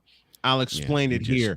We had an unwanted, uninvited guest that was here, and it just took both of us, me and Jody, out of our rhythm. And I just stopped. We both just stopped. And she came in here and she says, "You want to come in here with me and listen to an audiobook? And we just have some time together?" I'm like, "Baby, you ain't said a word." And that was that. So I want to go back to the phrase that you said, 3 picks. Mm-hmm. I'm watching the game on Sunday. Okay. And I wasn't clear if I was looking at Jalen Hurts or Dak Prescott. It was confusing. Dude, the second half of that game. Agreed. I literally said, bro, I never thought I was going to say the words out of my mouth. It actually looked like Jalen on the field regressed. Yeah. Especially that last pick he threw. Yeah, especially that last pick he threw. I'm like, you see just to finish sandwiching the guy you're throwing to. Why are you going there? It looked like the second half of that game, Jalen Hurts played tentative. Very Correction. tentative. The last 10 minutes of the first half and the second half. After that second touchdown, he turned into a different quarterback. Yeah, he turned conservative after that second touchdown, and then to me, he turned as if he was like high schoolish. Yeah, and it's like, okay, lock on my man, and once he finishes his break, I'll throw it to him. I mean, it literally looked like that. I'm like, and we saw the regression right before our eyes. You know, seriously, Larry joins us. He says, "I love when a woman turns feral watching football. Is there anything sexier?" No. No. No, because unfortunately, I don't know that. I don't know that life. Listen, the first time, I must share this, and I'll share this in full tonight. The first time Jody and I watched a game together, we were watching the Colts, and Mo Alley Cox brought in a one-handed touchdown. It was against the Raiders. We had just come back from lunch. All right. We decided we're going to get out of the house and go to lunch. We did come back, and she says, "What time does the game start?" The game start right now. Hurry up and flip it on. Okay. Flipped it on just as Mo Alley Cox was sticking his big ass hand out in the air and hauled in a one-handed catch. I look at Jody, and she looked at me, and she said, "I'll break out the cake. I'll break out the chocolate. We ain't moving."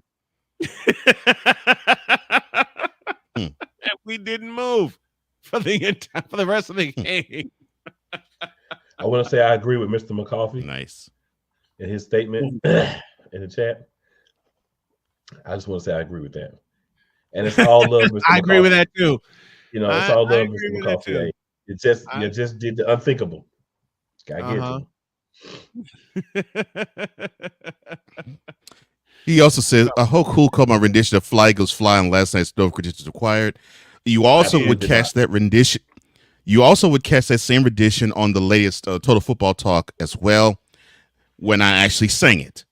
He says, "No disrespect to your Eagles, Cool, but I had to celebrate with that song." Basically, it was "Cry Eagles Cry" on the road to misery. Well, I'm gonna play the correct. I'm gonna play the correct version right here. Yes, I was not listening to No Conditions Required last night. I wonder why. I'm not watching that. No, sir. I wonder why you weren't going to watch that show. I'll be back next week, but I wasn't going to watch that last night. I knew you weren't.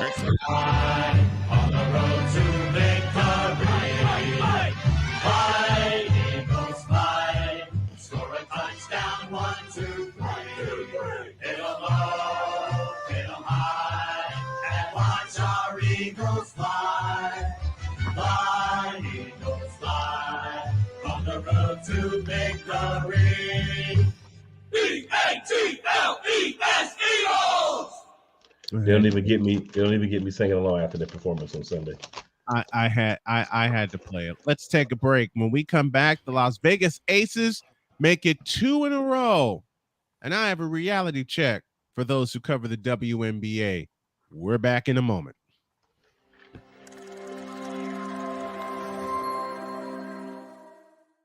Everything Boston. I love you morons. New Kids on the Block, New Edition. Dear whatever the law firm is. Sincerely, the U.S. Supreme Court. Ben Affleck, Matt Damon. Go yourself again, Jason.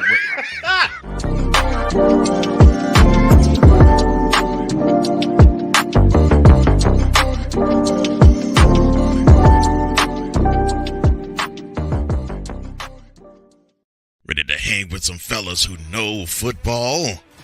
Let's ride.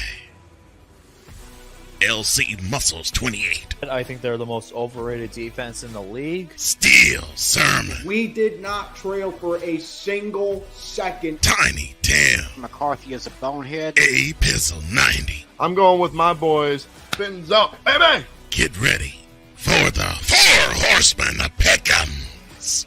Every Wednesday night at 10 p.m. Eastern, 9 p.m. Central on YouTube.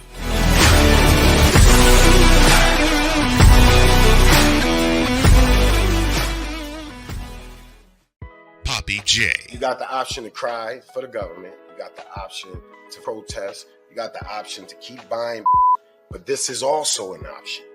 Wize El Jefe. We're the first tech geeks. We're the first gamers. We're the first everything. Everything. Like Gen X's, we are the ones. BS3 Network proudly presents the crew from the New York boroughs who never wants that smoke. Nah, they want that fire. Papi J and Wize El Jefe. Fridays at 9 p.m. Eastern, 8 p.m. Central. Check your local listings for your viewing and listening pleasure.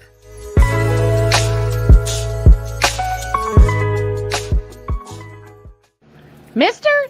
Cause we take this job so serious. I know this is going to come back to haunt me, but I take Carson Wentz over Zach Wilson. Oh no! And Dante walks off.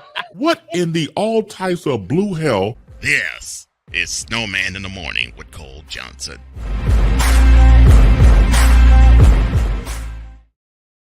Oh man, 33 after the hour inside of the cool and coach hour. And the look on your face, Mr. McCain, I know this is gonna come back to haunt me. And Dante was looking like, what is he gonna say now? What he's gonna say? And Dante just like, I'm out of here, and he walked off. You got a lot of flack for that setup right there. You got a lot of flack for that. Yeah, you set us up. Yeah, you did. Wait a minute. That's why Cool warned us with his statement with his statement of, I know this is gonna come back to haunt me. He warned us before that. 34 after the hour. Nice backdrop, Cool. I appreciate that. I love that backdrop. Dante, when are you gonna have one? I'm gonna have one soon. I'm gonna have one soon. Yep. Okay, cool. Very cool. The Las Vegas Aces are your two-time WNBA champions, rallying from 12 down to beat the New York Liberty at the Barclays Center in Brooklyn. The final was 70-69. Asia Wilson tallied 24 points and 16 rebounds, causing Becky Hammond to say, quote, "This one's sweeter. Repeating is hard to do. We went from darling to villain real quick." Close quote. Yep. She also told her team that this team, the New York Liberty, was put together to take you out, in reference to all the free agent signings for the New York Liberty. But I want to attack this, and Breanna Stewart was the regular season MVP. Right. And congratulations to her. But I want to attack this from a standpoint where we've all talked about it before, and yet no one is listening. Give me that reality check, because I have a few words to say.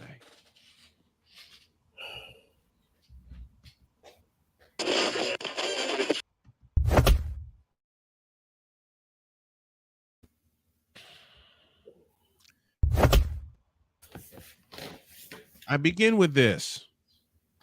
Did anybody in the mainstream media know about this final series? About the two best teams in the WNBA? Hell no. To the no, no, no. Hell to the no. Hell to the no. To the no, no, no. Thank you. Why is that? That's an open question. I'll have the fellas answer in a moment. Why is that? Why does the mainstream media not even care about this league? That's the biggest deficit the WNBA has right now, and the NBA and the mainstream media are doing nothing about it. And frankly, it pisses me off, because these ladies play great basketball. I mean, you barely had a few people know that 55,246 filled up Kinnick Stadium in Iowa City for an exhibition game. What if they decided to make what if they decided to play a regular season game at Kinnick Stadium or in Phoenix, Arizona, where the men's Final Four is going to be? I'll shorten this reality check by saying some better media won't even care about going mainstream, but we care about these ladies that are playing great basketball right now, just completing their 27th season. How are you going to look when they survive and get to season 30 and have even better coverage from independents like us? You won't know what to do, and I am waiting for that day. So ESPN and those who somewhat covered the WNBA, take this reality check and shove it. Oh, and as for you televising these games in the midst of the NFL season, you got to keep them separated.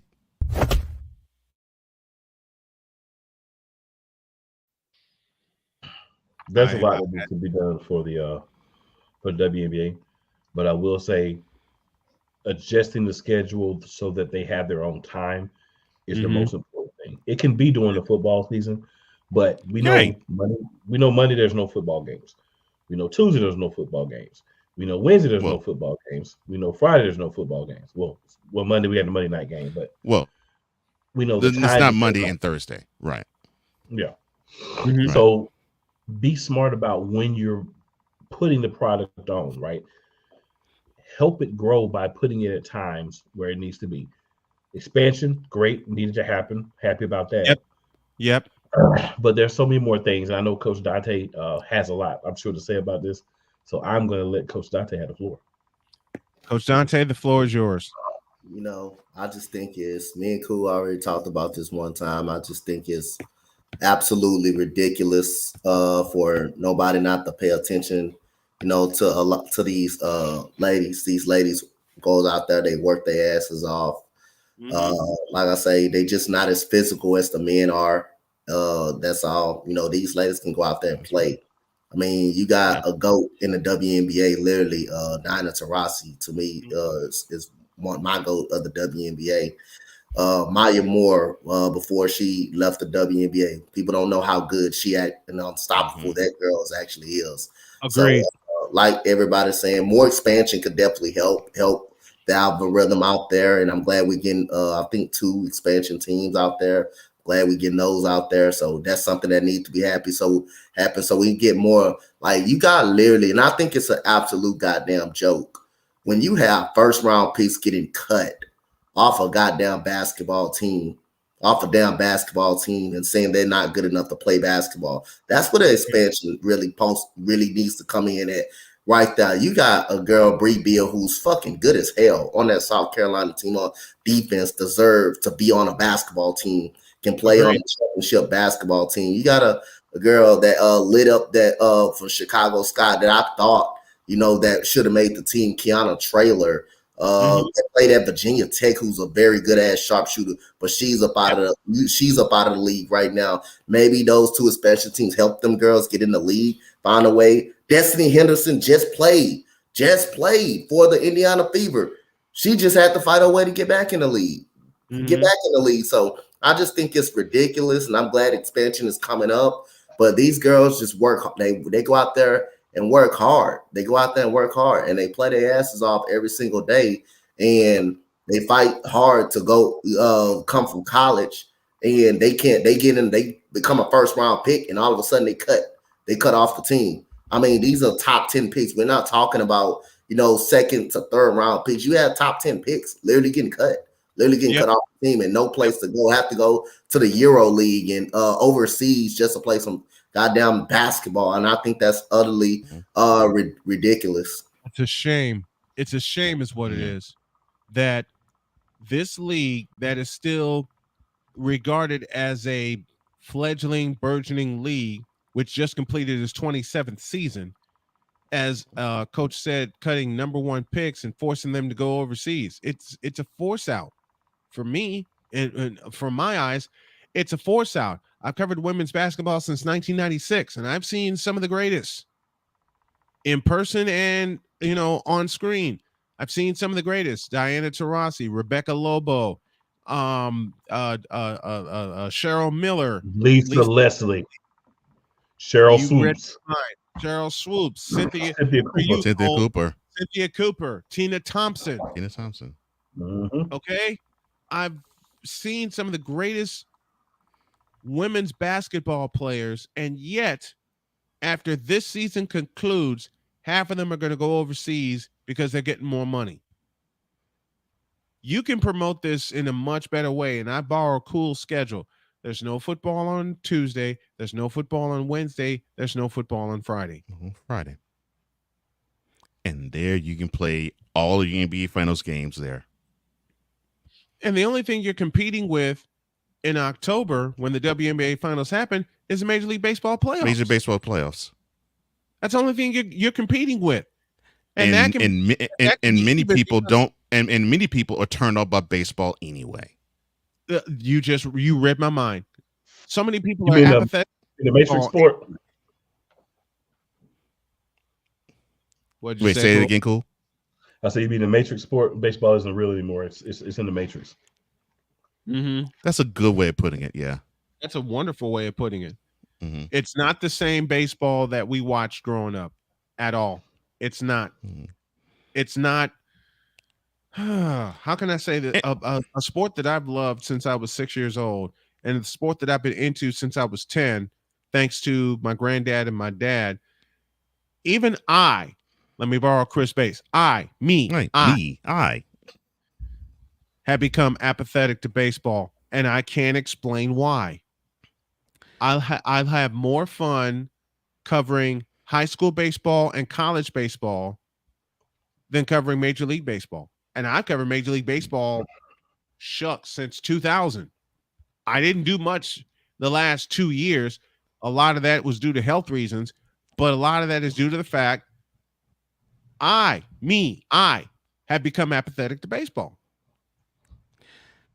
Here's what I find alarming about all this. Yep. So, gentlemen, you all know the NBA season, regular season, will tip off in 5 days.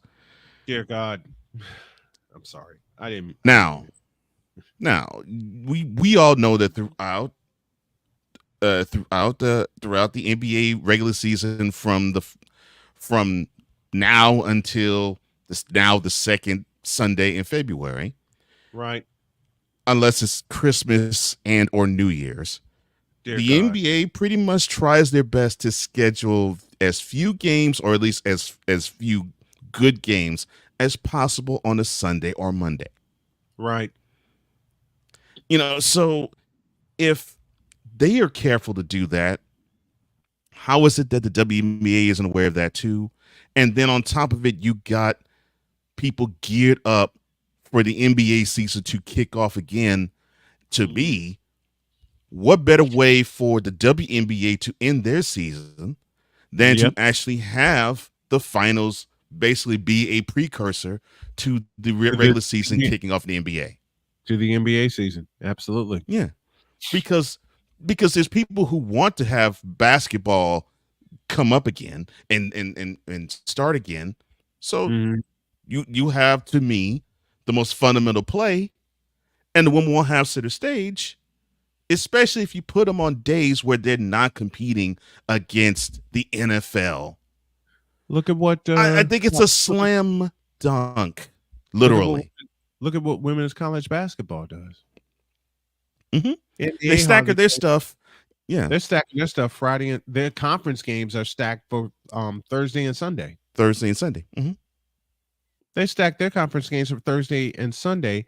And I know that the networks, the ACC network and the conference networks within, cover the games.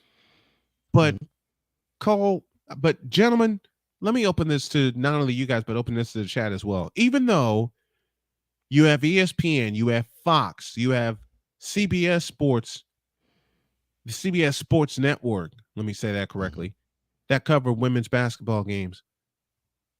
Why does it feel to us that they are still trailing by miles the coverage that men's basketball gets?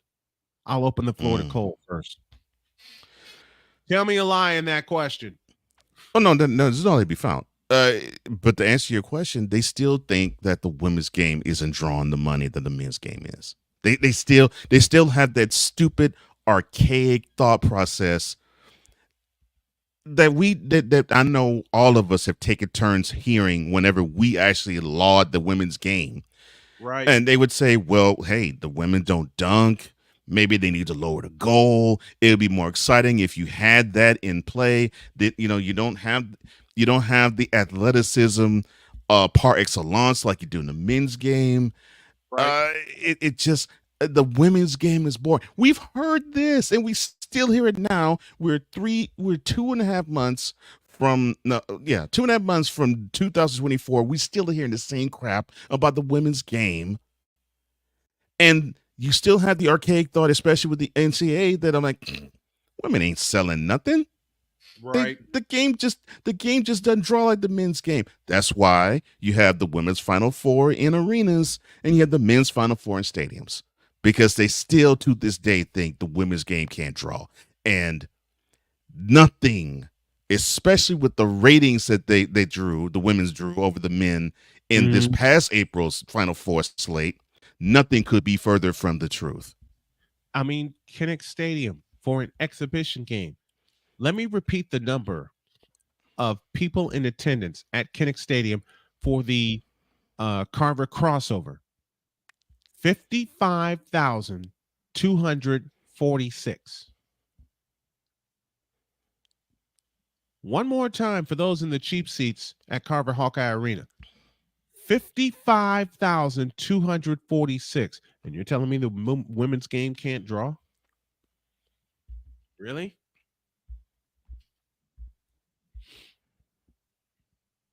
I don't get it. Coach Dante, your thoughts? First of all, I want to, like, when we was talking about Cynthia Cooper, and people don't know how dominant that damn lady was.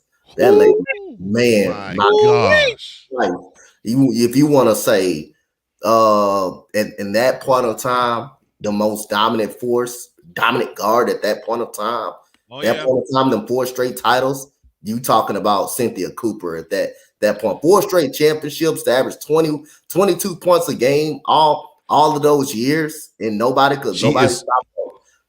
She's one of the best point guards I've ever seen, and I mean men and women. One of the best point guards I've ever seen, Cynthia Cooper. Yeah, I mean, again, I know we had a dominant team with Cheryl Swoops, Tina Thompson, but that lady right there was down near the cream of the crop. Make the engine for our team to help our team get those 4 straight titles. But man, we had the Final Four. Women's Final Four was better than the men's Final Four. Let's just be honest with that. At that point, man. Like, it wasn't even really close, man. Man, I did most of those games. That North Carolina, Deja Kelly, Ohio State game was really good. It came down to the last stretch. You're talking about when we thought nobody could beat South Carolina. You talking about Caitlin Clark, them holding South Carolina down and making a lead. What did Caitlin Clark have in that game? 39? 39 points. I did that game. I did that game. 39 points. And they say women's basketball is not special? Man, please. Yep. And they said she couldn't drive to the basket. Well, she drove to the basket that damn game. She went to the basket every chance. Look, second half, third and fourth quarter, she zipped to the basket every chance she got. Yep.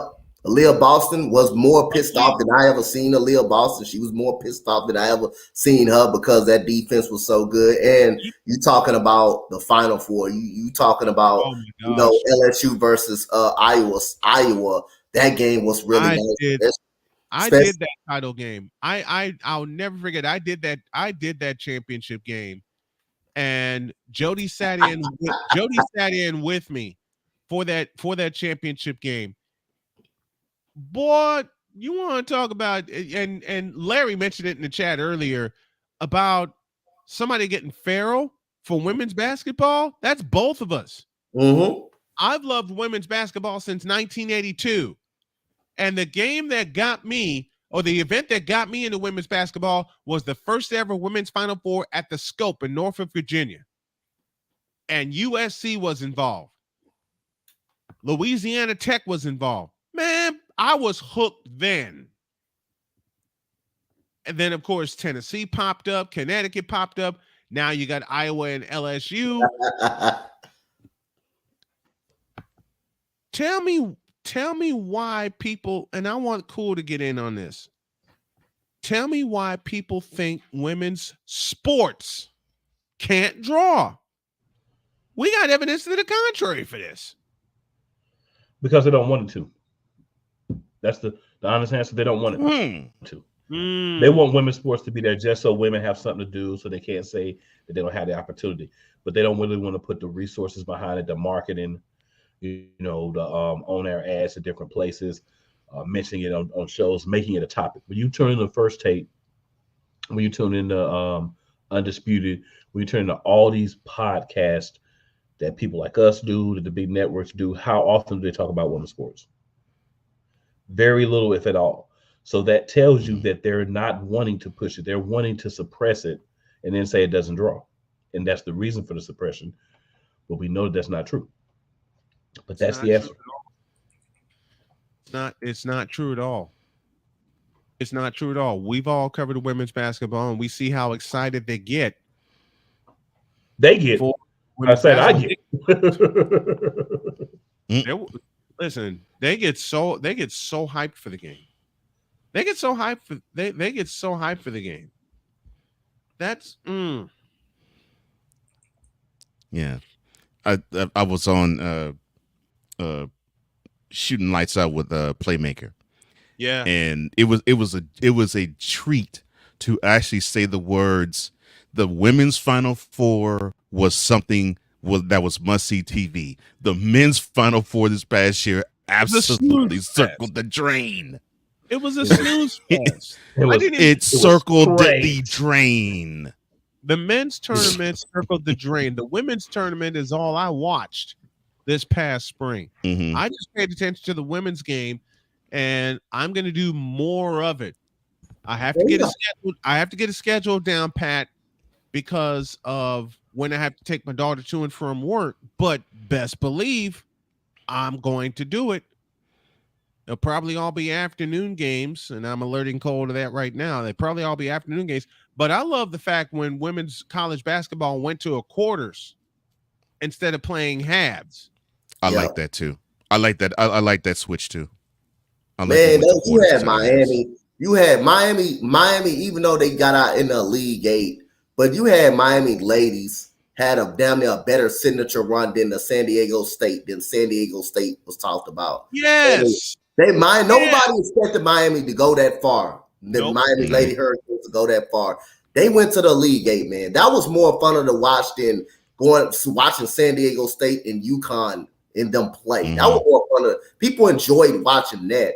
Man, they beat Indiana. Indiana was a fucking good team with Chloe Moore McNeil as the point guard, the center that they had, McKenzie. Indiana was a good basketball team, and Miami went out there and beat them. And went out there and beat. That was more fun to watch, right? That was more fun to watch than watching UConn and San Diego State and all those people in the men's NCAA tournament.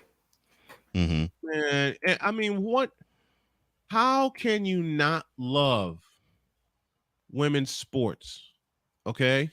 How can you not love women's sports, which is gaining small popularity, and that pisses me off that it's not, what's the word I'm looking for? Exploding. I thought it would. I thought it would explode 2 decades hugely ago. popular as it should be. It's not. But In fact, cool. In some ways, it's sunk, and I don't know why. And cool, I think Cool actually said it best.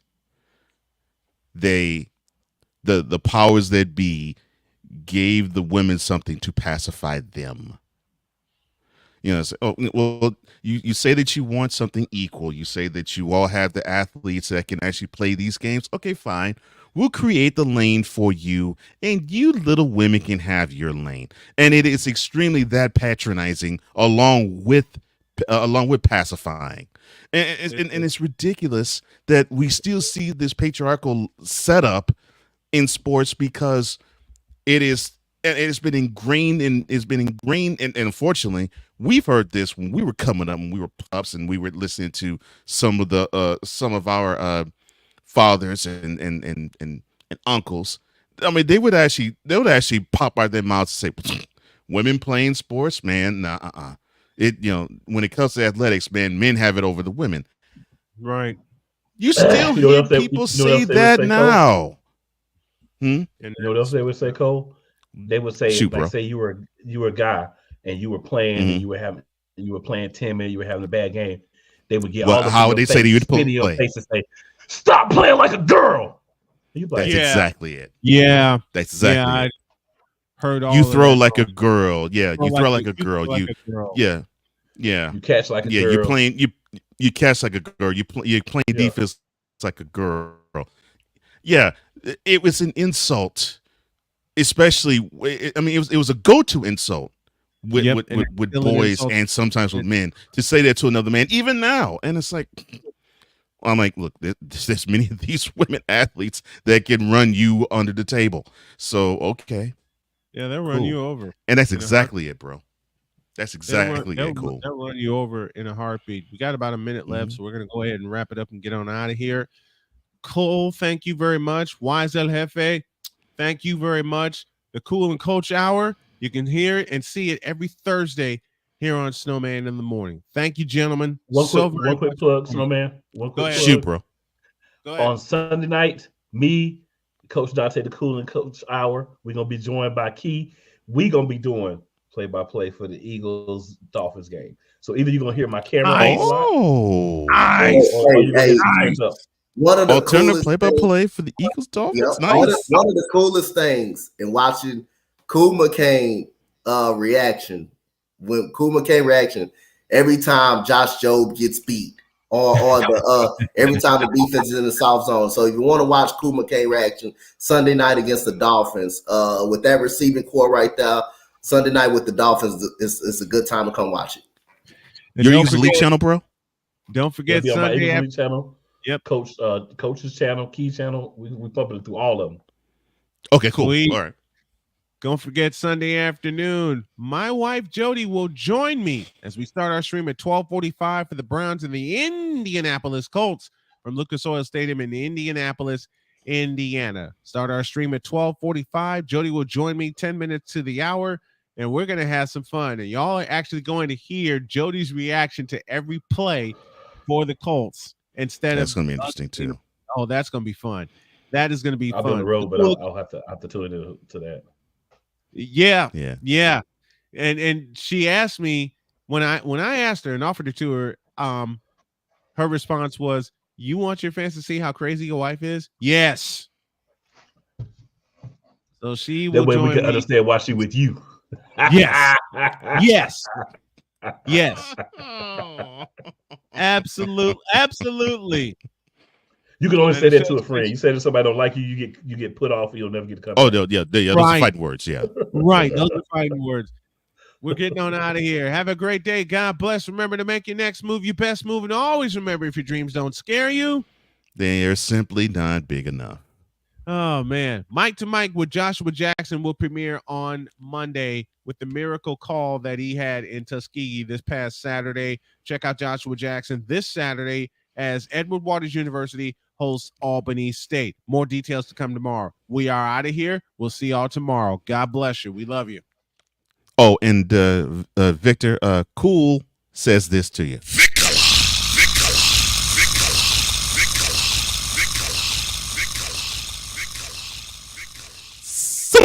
Bro, you walk through this office building every day. You know what the fire alarm look like. I don't want to hear that. Oh my is wrong? Like you got. I wish you had that button right now. Got me with this bull.